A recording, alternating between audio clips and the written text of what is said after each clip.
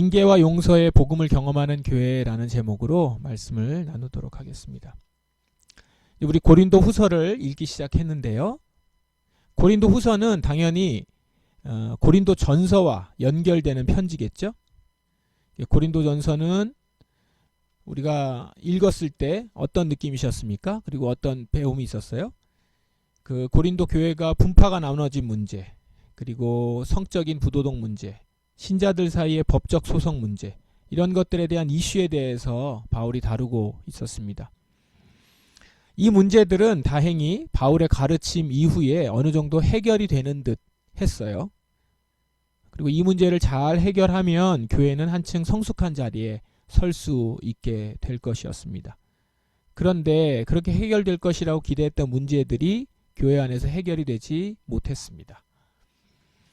교회 선생들 가운데 몇 명은 바울의 설교 방식에 문제를 제기했고 그의 외모를 조롱하고 그랬습니다. 바울이 전한 복음과는 반대편에 선 내용들도 가르쳤습니다. 여전히 고린도 지역의 이교도 문화에 대해서 자부심을 부추겼던 거죠. 고린도 후서는 이런 교회의 소식을 접해 들은 바울이 실망감을 갖고 쓴 편지입니다. 바울은 당시 안팎으로 많이 힘든 상황이었어요. 그런데 지금 고린도 교회의 반응은 바울을 더 힘들게 만들고 있었던 거죠. 1장에서 여러분 어제 고린도전서 후서 1장을 읽으셨을 텐데 1장에서 보면 유난히 환난, 고난 이런 단어가 많이 나오는 것도 그런 배경에 있었을 겁니다. 이런 배경을 생각하시면서 여러분 고린도 후서를 쭉 읽어보시면 바울이 쓰는 단어들이 더 와닿을 겁니다. 중요한 것은 바울이 이런 어려움에 그대로 머물러 있지 않는다는 것입니다. 고린도 교회가 이 문제를 잘 극복해서 하나님의 위로 가운데 있을 것임을 기대하고 있는 것이죠. 1장 21절을 잠깐 보시면 여러분과 우리를 그리스도 안에서 굳게 세우시는 분은 하나님이십니다. 하나님께서는 우리에게 기름을 부으시고 우리가 그분의 소유라는 표로 인을 치시고 그 보증으로 우리 마음에 성령을 주셨습니다. 바울은 고린도 교회에 대한 사랑을 포기하지 않고요. 그 교회가 믿음 위에 굳게 서기를 진심으로 바라고 있습니다. 서문의 인사가 끝나고 2장에 가서는 본격적으로 고린도 교회에 문제가 되는 내용을 언급합니다. 오늘은 2장 5절부터 좀 볼 건데요. 5절은 이렇게 시작을 합니다. 내 마음을 아프게 한 사람이 있었다면 그 사람은 나를 아프게 했다기보다 어느 정도 여러분 모두를 아프게 한 것입니다. 내가 어느 정도라고 말한 것은 너무 심하게 말하지 않으려고 하는 것입니다. 이렇게 얘기하죠. 여기에서 내 마음을 아프게 한 사람이 나와요. 이 사람이 누군가 하면 전통적으로는 고린도 전서 5장에 보면 근친상간을 범한 남자가 나옵니다. 그 사람에 대해서 얘기일 것이다 라고 전통적으로는 그렇게 보고요. 그러나 최근 학자들은 이 사람을 교회 내에서 상당한 영향력을 가졌던 거짓 사도 이거나 그들의 선동에 동조한 지도자급 인물이었을 것이다 이렇게 봅니다. 이 사람은 교인들 앞에서 바울의 사도권을 정면으로 부정하고 바울에게 심각한 개인적인 모욕과 모욕적인 언사를 퍼부은 것은 아닌가 이렇게 추측을 하는 거죠. 혹은 이 근친상간의 죄를 범한 사람이 이제 지도자급 인물일 것이다 이렇게 두 개가 합한 내용으로 보기도 합니다. 어쨌든 그가 누군지는 정확히는 알 수 없지만 분명한 것은 그가 공동체를 매우 해롭게 했으며 그렇기 때문에 바울은 이 사람에 대해서 강한 징계를 명했다는 것입니다. 근친상간했던 남자라고 만약에 봤을 때는 바울은 그 남자를 어떻게 하라고 했냐면 공동체 밖으로 내쫓으라고 지시를 했습니다. 아마 그가 거짓 사도였다라고 해도 비슷한 징계를 아마 받았을 겁니다. 그러니까 교회 밖으로 이제 내쳐서 이제 교회 공동체 구성원이 아니다라는 것이죠. 사실 그거 외에 더 크게 할 수 있는 것은 없는데 그것이 교회로서는 가장 큰 징계죠. 왜냐하면 교회 안에 그 당시에는 교회 안에 들어와야 구원이 있는 것인데 그 주의 식탁에 참여하여야 구원의 표를 받은 자인데 거기서부터 떨어져 나간다는 것은 그가 구원을 받지 못한다는 얘기니까 가장 큰 징계인 것이죠. 그리고 그 징계 요청에 대해서 교회가 따랐습니다. 다행히 따랐던 것으로 보여요. 이 부분은 고린도 교회가 참 잘한 부분이겠죠. 어쨌든 이 사건은 고린도 교회의 적잖은 아픔이 되었던 것 같습니다. 고린도 사도 바울에게도 아픔이 됐지만 고린도 교인들에게도 아픔이 되었던 것 같아요. 이 바울의 말을 한번 보세요. 그 사람은 나를 아프게 했다기보다 어느 정도는 여러분 모두를 아프게 한 것입니다. 이렇게 얘기하죠. 그러면서 내가 어느 정도라고 말하는 것은 너무 심하게 말하지 않으려고 한 것입니다. 그러니까 이 말은 사실 뭐죠? 공동체를 엄청나게 아프게 했다라는 것이죠. 이거를 그래도 조금 돌려서 얘기한다고 하면서 얘기를 한 거죠. 조금 아프게 했다고 얘기한 건데 사실 조금 아픈 게 아니라 정말 아팠다. 이게 큰 사건이었다라는 겁니다. 이렇게 고린도 교회에 매우 중요한 사건이었기 때문에 이후에 후속 조치가 아주 중요한 사건입니다. 바울은 지금 이 부분을 짚고 있는 겁니다. 많은 사람에게서 그 사람이 받은 처벌은 이미 그것으로 충분합니다. 이제는 그를 용서하고 위로하여 그 사람이 너무 슬퍼하거나 낙담하지 않게 해주십시오. 무슨 내용입니까? 징계했잖아요. 그 사람을. 징계한 그 사람을 이제는 용서하고 위로하라라는 거예요. 그래서 그 사람이 너무 슬퍼하거나 낙담하지 않게 해라 라는 겁니다. 다시 말하면 다시 공동체 안으로 받아들이라 라는 거겠죠. 여기서 이 말씀의 의도를 주의해서 봐야 합니다. 지금 바울의 메시지는 이 징계받은 사람을 위한 메시지가 아니라 징계한 공동체에게 주는 메시지다라는 겁니다. 8절을 잠깐 보세요. 그러므로 내가 여러분에게 간곡히 부탁합니다. 그 사람을 향한 여러분의 사랑을 다시 한번 보여주십시오. 내가 여러분에게 편지를 쓴 것은 모든 일에 순종하는지를 시험하여 알아보기 위해서였습니다. 바울은 지금 이 사람이 그러니까 여기서의 한 가지는 처벌을 했고 그 사람이 처벌을 받은 가운데 슬픔과 낙담 가운데 빠져 있다라고 하는 것은 이 징계를 달게 받은 것이죠. 만약에 징계를 달게 안 받았다면 그냥 교회를 떠나고 만 거겠죠. 근데 지금 그 교회 공동체에서 들어오지 못하고 슬퍼하고 있는 그러니까 징계를 받고 있는 그를 이제는 받아들이라라고 하는 겁니다. 근데 여기서 바울의 관심이 어디에 있었다고요? 그 사람이 불쌍해서 그 사람 그렇게 두면 안 되니까가 아니라 공동체 여러분에게 관심이 있는 겁니다. 공동체 여러분을 위해서 지금 이렇게 하라라는 얘기예요. 징계한 공동체는 징계한 이후가 더 중요한데 바로 이것은 여러분이 사랑을 보여주며 용서하고 위로하는 데까지 가야 한다라는 겁니다. 그러면서 이게 뭐라고 얘기하는 거예요? 9절에 이것이 모든 일에 순종하는지 시험하는 것이다 라는 겁니다. 그러니까 이 모든 것 징계하고 징계 이후에 그를 용서하고 위로하고 받아들이는 데까지 이제 이것에 대해서 그 징계받은 사람이 잘 따라왔다면 그를 받아들이는 것까지 하는 것이 순종하는 거라는 거예요. 그리고 지금 이거를 얘기하는 것은 그걸 순종하는지 시험하는 것이다. 마치 하나님이 아브라함에게 아들 이삭을 바치라 라고 명령하신 다음에 아브라함이 아들을 죽이려 하는 순간 멈추게 하시고 하신 말씀하고 비슷한 거죠. 이것은 이삭을 살리기 위해서 그런 것이기도 하지만 더 관심 있는 것은 아브라함의 행동을 보고 아브라함의 그 순종하는지 여부를 보고자 하신 것이다 라는 것이죠. 이삭을 죽이지 말라는 명령에서는 에서의 그 하나님의 관심은 아브라함이 이를 지켜 행하나 안 하나인 거잖아요.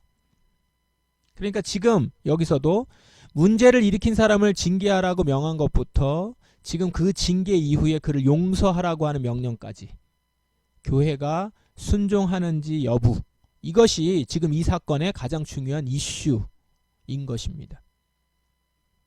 바울이 지금 이 문제에 관심을 갖는 것은 여기서 진정 교회의 영성이 드러나기 때문이에요. 이 일로 우리가 사탄에게 속지 않기 위해서였습니다. 사탄의 계획을 우리가 모르는 것이 아닙니다. 뭡니까? 이 일이 영적인 일이라는 겁니다. 그리고 이 일을 잘못했을 때 만일 용서하거나 위로하지 않는다면 처음에는 징계하지 않는다면 그리고 다음에 용서하거나 사랑으로 다시 받아들이지 않는다면 그건 사탄에게 속는 거라는 것이죠. 교회를 망가뜨리거나 무너뜨리게 하고자 하는 사탄의 계략에 말려들어서 그렇게 이 교회가 망가지는 것을 지금 이 과정을 통해서 교회가 바울의 말에 순종하는 것을 통해서 우리는 그 사탄에게 속지 않게 되는 것이다 라는 겁니다. 징계 그리고 용서, 이 과정을 잘 이루는 것은 그래서 단지 공동체의 질서를 잡기 위한 것 이상으로 사탄의 계획에 빠지지 않고 그에게 속지 않기 위해서라는 것입니다. 즉 공동체에게는 매우 중요한 영성이다라는 것입니다. 그래서 지금 바울은 공동체에게 용서를 권면하는 것입니다. 그런데 이런 바울의 요청에는 분명한 전제가 있습니다. 오늘 5장에서의 내용은 용서하고 위로하라 라는 내용만 나오는데 여기에는 분명한 전제가 있어요. 바로 징계가 철저하게 이루어진 다음에 용서가 진행되어야 된다는 것입니다. 그러니까 용서하라고 했으니까 징계 없이 그저 용서하는 것은 본문의 의미가 아닙니다. 그러니까 2장의 내용만 보고서 용서하라고 하는구나, 이것이 하나님의 뜻이구나, 그래서 그냥 용서하자 라고 하는 게 아니라 지금 앞에 전제되어 있는 것은 뭐냐면 아주 아프고 슬픔 가운데 징계까지 했다라는 겁니다. 징계가 이루어진 다음에 그것에 대해서 받아들인 그를 용서하라는 것이죠. 징계가 철저하게 이루어진 다음에 용서. 사실 한국교회 많은 문제들이 이 부분이 제대로 되지 않아서 생긴 건 아닙니까? 문제가 발생했는데 그 문제를 일으킨 사람에 대해서 제대로 징계를 하지 않고 그저 용서를 남발해요. 그러니까 죄악이 교회 안에 누룩처럼 남아있다가 나중에 부풀어 커지게 만들어버린 것이죠. 그러니까 먼저는 이 죄에 대한 부분과 문제에 대한 부분들을 징계하고 그 이후에 이제 용서를 얘기하는 건데 우리 한국교회 많은 부분들은 용서하라고 했으니까 그냥 용서하는 것이다 이렇게 간단 말이죠. 근데 그것은 고린도전서에 보면 누룩이 그 떡덩어리를 완전히 부풀어버리게 만드는, 그래서 누룩을 제거하지 않으면 그렇게 된다라고 하는 그런 말대로 교회가 그 죄에 완전히 퍼져서 번져버리게 만드는 일인 것이다 라는 겁니다. 징계 없는 용서는 죄를 눈감아주는 위선일 뿐입니다. 이것이야말로 사탄에게 속는 일인 것이죠. 징계 없는 용서를 남발한 교회는 오늘 바울의 아픔을 담은 이 말씀들을 결코 이해하지 못할 겁니다. 바울이 계속해서 뭐라고 얘기합니까? 내 마음을 아프게 했다. 여러분들을 아프게 했다. 이렇게 말하잖아요. 이 말이 하나도 와닿지 않을 거예요. 징계 없는 용서의 교회는 이런 아픔이 없어요. 징계의 아픔이 얼마나 큰지, 그리고 그것이 공동체에 어떤 아픔을 줬는지 결코 헤아릴 수 없을 것입니다. 그만큼 그걸 헤아리지 못하는 것인 만큼 사실 용서의 의미도 알 수 없는 겁니다. 용서가 얼마나 큰지, 용서의 감격이 어떤 것인지 알지 못하죠. 징계가 먼저 행해지고 나면 오늘 말씀처럼, 정말 오늘 말씀처럼 교회에는 큰 아픔이 따라옵니다. 오늘 말씀이 이것을 전제로 하면서 교회에 권면하고 있음을 기억하면서 여러분 말씀을 한번 묵상해 보십시오. 7절에 이제는 그를 용서하고 위로하여 그 사람이 너무 슬퍼하거나 낙담하지 않게 해주십시오. 이렇게 돼 있죠. 즉 교회가 이 사람을 징계하여 교회 공동체 구성원으로 들어오지 못하게 징계를 하면 그 사람은 그것으로 인해서 슬퍼하거나 낙담할 겁니다. 만일 징계를 받아들이지 않는다면 완전히 교회를 떠나서 나갈 수 있겠지만 이 사람이 자신의 죄를 인정하고 징계를 받아들였다면 이 사람은 슬픔과 낙담에 빠져 있을 수밖에 없을 것입니다. 바울은 그렇게 징계를 받아들인 이 사람이 계속 그렇게 슬픔에 빠지거나 낙담에 있지 않도록 용서하라 라는 거예요. 그런데 아까도 말씀드렸지만 이것은 이 사람을 다시 회복시키다 라는 용서를 말하는 것이기 전에 공동체를 위한 권면이라는 겁니다. 이 권면이 어떤 면에서 그러냐면 교회를 한 몸이라고 봤을 때 이 사람의 상태는 공동체에 좋지 않은 영향을 미칠 수 있는 겁니다. 먼저 죄를 그냥 방치하면 어떻죠? 죄를 그냥 방치했다면 그 사람으로 인해서 공동체 전체가 진흙탕 속에 주저앉을 수밖에 없는 거죠. 누룩이 온 덩어리에 퍼지듯이 죄가 온 덩어리에 온 교회에 퍼지기 때문에 죄를 그냥 방치했다면 그로 인해서 교회가 더럽혀졌을 것이고, 지금 죄를 징계했어요. 징계를 했어도 그 사람이 계속 슬픔에 빠져 있으면 공동체 전체에 슬픔이 퍼져나간다라는 것이죠. 이런 상황이 계속되는 것은 공동체가 결코 건강하게 있을 수 없음을 의미합니다. 왜냐하면 교회는 그렇게 징계를 하고 처단을 하는 것이 최종 목적이 아니기 때문이죠. 공동체가 해야 할 일은 뭐냐? 그 사람을 향해서 사랑을 보여주는 것이 최종적인 일입니다. 그래서 여기 보시면 그 사람을 향한 여러분의 사랑을 다시 한번 보여주십시오. 이렇게 얘기하죠. 그렇게 함으로 우리는 사탄의 계략에 빠지지 않게 된다라는 겁니다. 그러니까 교회의 모습이, 최종적인 모습이 무엇이냐? 교회가 보여줄 것은 용서와 사랑으로 회복시키는 것이 교회의 목적이라는 것이고, 그럴 때 교회는 건강하게 설 수 있다라는 것이죠. 그 몸이라고 보시면 이것을 잘 이해할 수 있습니다. 아픈 부분에, 예를 들어서 어떤 부분에 종양이 생겼다거나 그 몸에서 그렇게 계속해서 골마가고 있으면 어떻게 하죠? 떼어내야 되죠. 떼어내야 되는 부분이 있지만 떼어내는 것으로가 끝나는 것이 아니라 그곳이 이렇게 아물고 회복되어야 되지 않습니까? 그러니까 결국은 회복까지 가야 되는 것이 목적이라는 것입니다. 그리고 이 일은 사실 보시면 예수님이 우리에게 행하신 일이고, 이렇게까지 하는 것이 예수님께서 행하신 일을 따라서 순종하는 일이라는 것이죠. 예수님을 이 부분에서 한번 묵상해 보십시오. 예수님은 죄의 징계로서 십자가에 죽으신 것이죠. 십자가에 죽으심은 죄에 대한 징계입니다. 그리고 그 죽은 자 가운데서 살아나신 예수님은 제자들을 만나서 제일 먼저 뭘 하셨죠? 그들을 용서하셨어요. 그러므로 공동체가 죄에 대해 징계한다라는 것은 우리도 예수님처럼 이러한 죄를 방치하지 않겠다라고 하는 믿음의 고백이 담긴 행위입니다. 또한 징계한 자를 용서하는 것은 예수님이 죄를 고백하는 자를 용서해 주셔서 구원해 주셨듯이 그렇게 구원의 사역에 동참하는 일인 것이죠. 이렇게 징계와 용서를 통해서 교회는 복음의 신비를 몸소 체험하게 되는 것입니다. 그것을 순종함을 통해서 교회는 큰 축복을 경험할 수 있는 것입니다. 예수님의 그 죄의 징계의 아픔을 경험하고 그 가운데 용서하고 위로함으로 인해서 그 가운데 예수님께서 용서로 우리를 어떻게 사랑으로 품으셨는지를 경험할 수 있게 하는 놀라운 구원의 신비를 이 모든 과정 가운데 경험할 수 있게 된다는 것이죠. 그러므로 오늘 말씀도 바울이 고린도 교회에 한 이 말씀과 권면도 오늘 우리에게 그대로 적용할 수 있는 말씀이죠. 첫째, 교회는 거룩함을 위해서 항상 깨어 있어야 합니다. 죄에 대한 징계를 먼저 얘기했죠. 용서의 전제가 되는 징계.